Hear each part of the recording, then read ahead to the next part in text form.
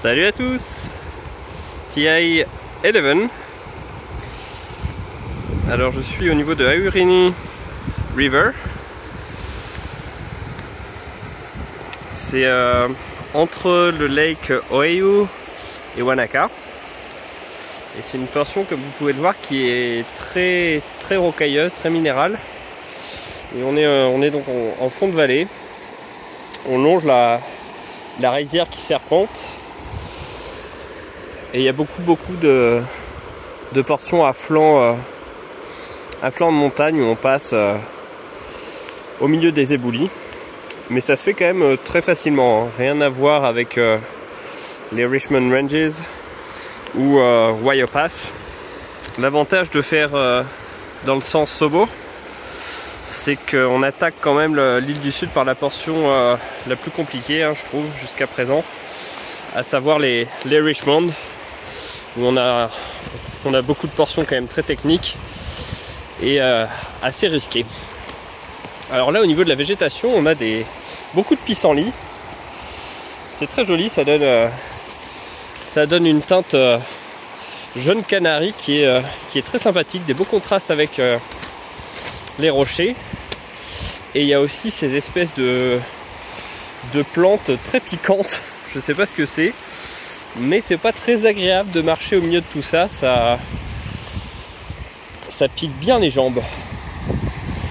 Mais sinon le sentier est très sympathique, ma foi.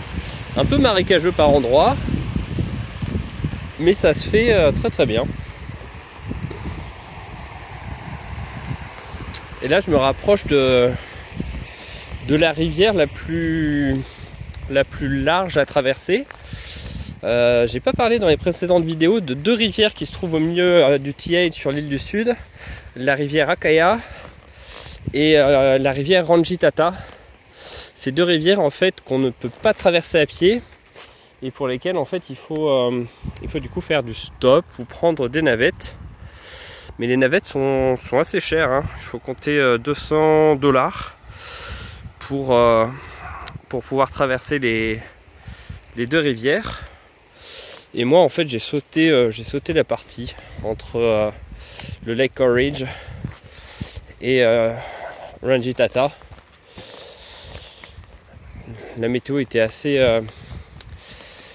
capricieuse et comme il fallait que je sois à Wanaka pour Noël, et ben j'ai fait du stop jusqu'à Christchurch, ce qui était cool, ça m'a permis de faire un bon ravitaillement.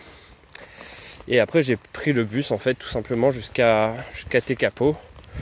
Comme ça j'avais pas à m'embêter sur les deux rivières du milieu qui peuvent être assez complexes à franchir parce qu'il n'y a pas beaucoup en fait de passages sur les routes qui permettent de rejoindre les deux bords des rivières, notamment sur la deuxième, la Rangitata. Il faut aller à un endroit qui s'appelle Mesopotamia Station et apparemment c'est une impasse la route, donc il y a vraiment très peu de voitures et on peut attendre plusieurs heures de suite. Du coup j'avais pas envie de m'embêter avec ça et je suis allé directement au Lake Tekapo, ce qui est très cool. Ça m'a fait un beau changement de végétation et ça me permet aussi de reprendre assez gentiment comme les portions sont relativement plates. Voilà, c'était donc cette 11e petite vidéo depuis le TA.